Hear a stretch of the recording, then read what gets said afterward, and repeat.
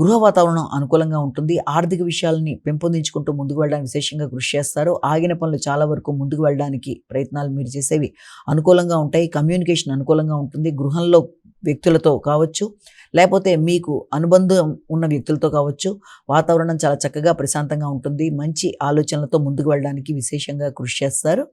అయితే అనవసరమైన ఆందోళనని, హృదయాందోళనని అధిగమించే ప్రయత్నాలు లాంటివి చేయాలి.